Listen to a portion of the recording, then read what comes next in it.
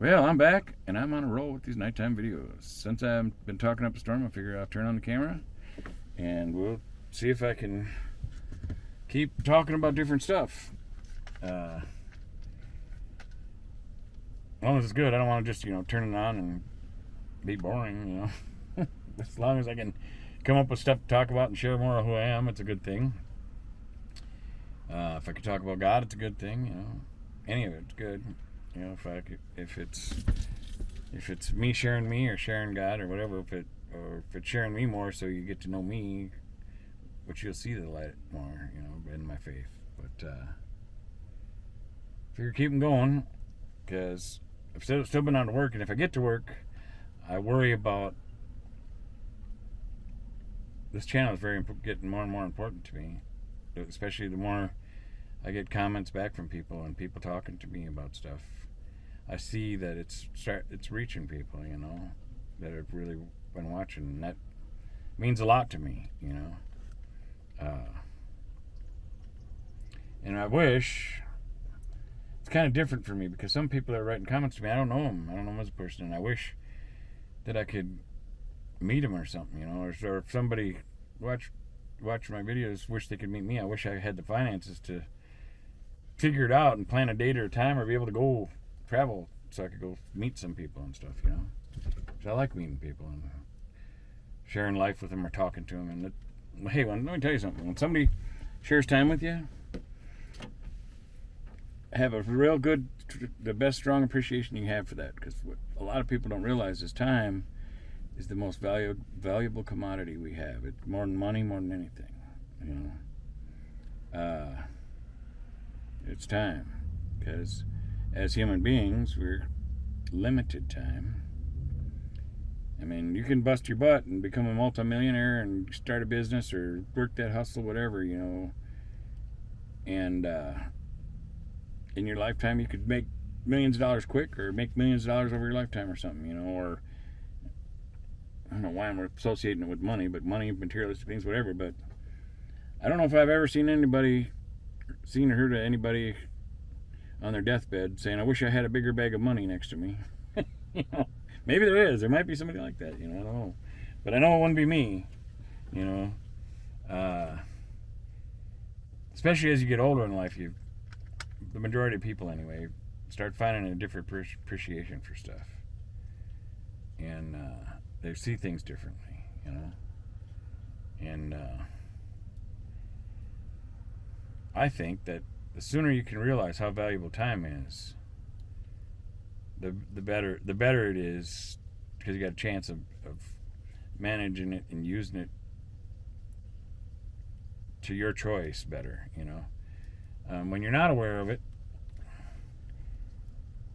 you could go through so much time in your life, and the next thing you know, your health could be changing or something, and things that you wished or wanted to do are harder for you to do or something, And I hope that anybody that's watched these videos,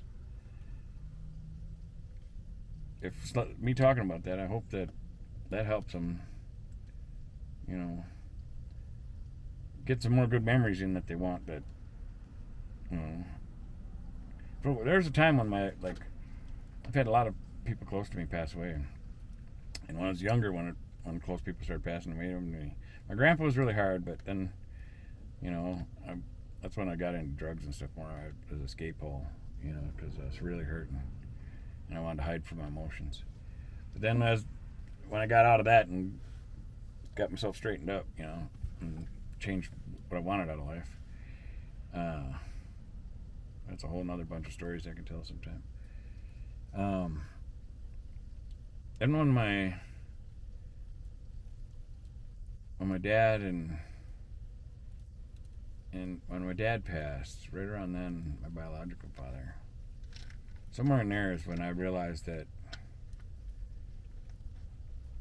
I told myself I wasn't ever going to let job or the working world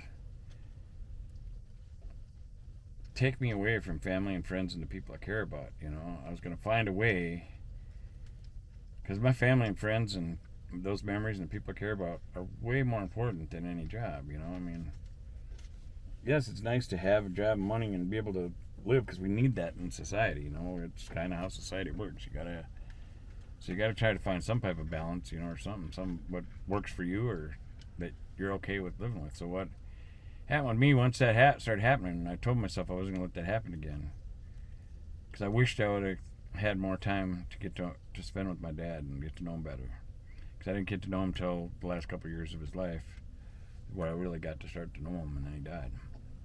So at that point on, I knew I was gonna dedicate more time to family, friends, and people I cared about. It was very, very important to me. So I did that. I was out of work for quite a while then, and just doing my own side hustles, whether I be mowing somebody's lawn or shoveling or snowblowing in the winter, or what's that? You're gonna buy some rocks and you want to do a rock garden and have somebody dig some holes and plant some bushes? Okay, I'll do that.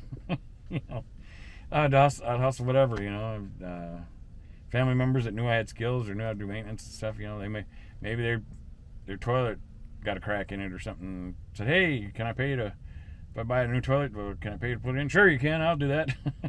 Well, then I got to spend time with family. You know, make a few bucks and get to spend time with an aunt or something. You know, and my cousins.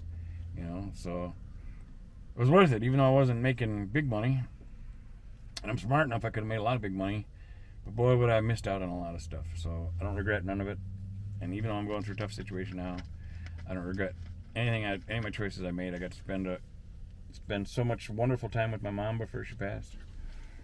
But those decisions have had consequences. You know, I've had tougher times with some stuff. But it's still all worth it, you know. Good memory is I remember my stepmom when she was getting sick and getting closer down her way out. And I could sense it was coming. I could feel it. I knew it. It's another gift God's given me sometimes, that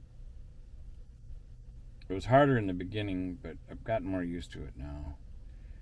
But He's given me a gift sometimes that, like, I can almost tell when somebody's time is getting closer, you know, or something. Not always, you know, but in some cases, you know, I can feel it, you know.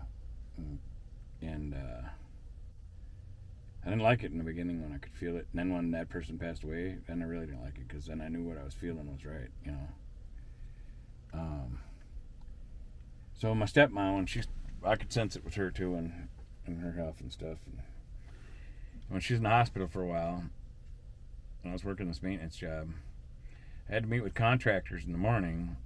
So because I'd had an appointment with contractors, and she was in the hospital, I got there in the morning, met with the contractors for the stuff we had to take care of, and then as soon as they were out of there, because I knew I needed to be there for that, because I was the maintenance guy. Once I was done with that, I told the office I'm done for the day. You know, I knew this contractor was coming. I took care of it, and there's nothing pressing right now. Sure, there's some little piddly-addly work orders I could do or something, but not like we got a leaking pipe or something. It's all, you know, preventative type maintenance or stuff like that. Something that's not as urgent as somebody I care about that's in the hospital and is probably going to die soon, you know. And I ended up getting fired from that job over this stuff. And but I stood my ground, and I don't regret it. And they didn't like it that I was leaving, but I said, I'm going to see my mom in the hospital, you know. And she was my stepmom, but she was my mom. I cared about her. Just my mom was still alive too, you know. And they got along great, those two. But so I went down to the hospital after working a couple hours at work. I went, and my stepmom was sleeping, but that's okay. I just sat by her bedside, and TV was on and had the closed captioning going or whatever, you know. So I just sat there and watched TV and read closed captioning as well as I could. I'm a slower reader, so it goes by faster than I can keep up with it. So I was just catching the main gist of what was being talked about. And at one point, my stepmom woke up. She seen me sitting there. When she woke up to me sitting there, it was so wonderful. She just got this big old smile on her face. She was so happy. And then she went from being happy to she looked up at the clock and seen what time it was.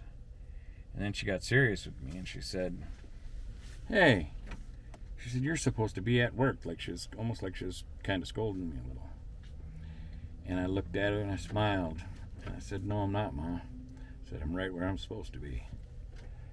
And, sorry, I'm getting emotional, because I can remember it. And she just got the biggest smile on her face, and she put her hand on my hand, and she said, I love you so much, kid. It was really cool. And I did end up losing that job because she was getting sick and dying. They ended up sending her home, like with 2 weeks terminal, I figured. And I got her set up with hospice and stuff. My one sister was going to get her put up in transitional care. And I got pretty mad, and I was kind of mean to my sister at the time. Now, actually, that was her mom, because she was my stepmom. But, you know, I kind of was, maybe I was out of line a little, but I couldn't help it. My emotions were involved.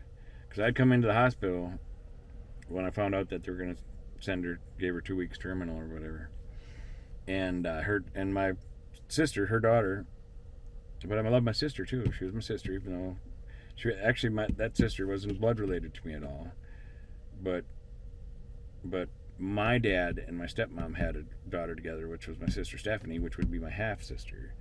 And then Bunny's daughter, Colleen, which would be my sister Stephanie's half sister.